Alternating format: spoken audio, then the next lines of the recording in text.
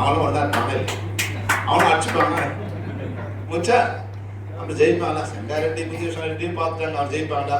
ஜெயிக்க மாட்டாங்க. ஜெயிச்சோமா முடிஞ்சது.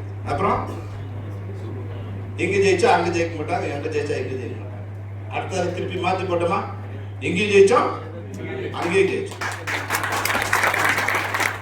அப்புறம் அதெல்லாம் அமைக்கிடுவாங்கப்பா, இல்லைங்க அங்க இருக்காங்க அமைக்கிடுவாங்க. மினிஸ்டர் தான் கிடைக்காது, ஆனா ஆக முடியாது.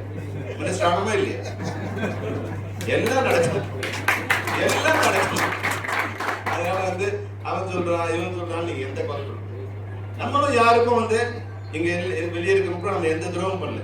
இதே இப்ப முரளி இது கொடுத்தாரு இல்லையா, பேட்டி கொடுத்தாரு.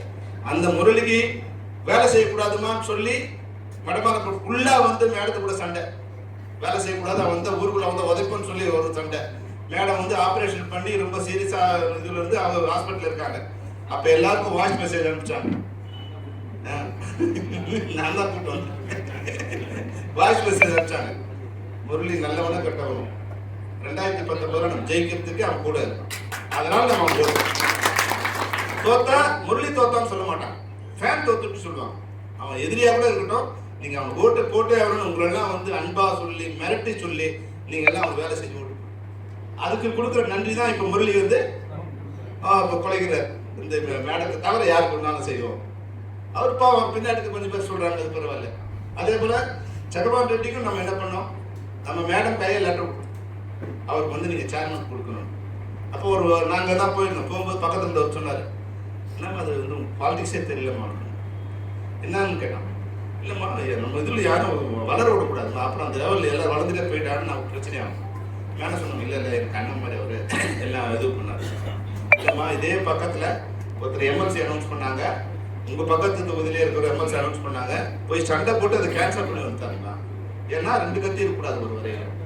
இல்லை இல்லை அதெல்லாம் பரவாயில்ல, எனக்கு எல்லா தைரியம் இருக்குது, என்ன மாரி யாரும் ஒன்றும் பண்ண முடியாது.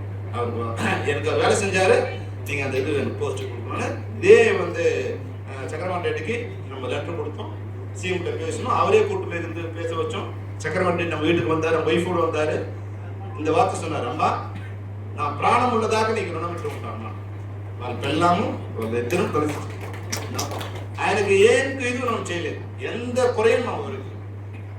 முரளி எட்டு சாப்பிடணும், இவரை சேர்மேன் ஆக்கணும்,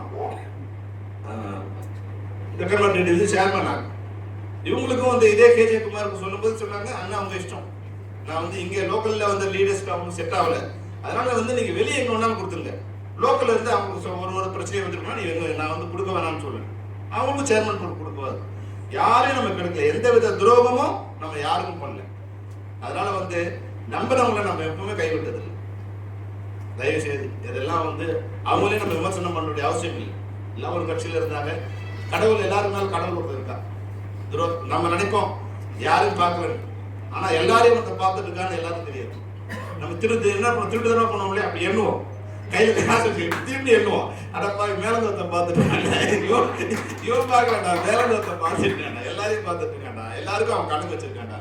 நீங்க ஒன்னா பாருங்க, ஒவ்வொருத்தரோட பாவ புண்ணியத்துக்கு அவங்களுக்கு உண்டான கர்மா அவங்க சேரும், நிச்சயமா சேரும். அரசியலை மீறி புண்ணியம்னு ஒண்ணு இருக்கு. கடவுள் மேல நம்பிக்கை இல்லாம இருக்கலாம், ஆனா பாவ புண்ணியம்னு ஒண்ணு இருக்கு. அது உங்களை சேரும், உங்க வாரிசை சேரும், உங்க சந்ததியை சேரும். அதனால நமக்கு யாராவது துரோகம் பண்ணணும்னு நினைச்சாங்கன்னா அவங்களை கடவுள் பனிஷ் பண்ணுவார், நம்ம ஒண்ணும் பண்ண வேண்டிய அவசியம். அதனால நீங்க எந்த கவலையும் இல்லாம நிச்சயமா நம்ம அடுத்த முறை நாம ஒன்றோடு வேண்டிக்கிறோம், நகரில் ஜெயிக்கிறோம், நம்ம வெற்றி விழாவில் கொண்டாடுறோம். உங்களை அனைவரும் வெற்றியோடு சந்திப்போம், அனைவரும் வேலை செய்வோம். நன்றி, வணக்கம்.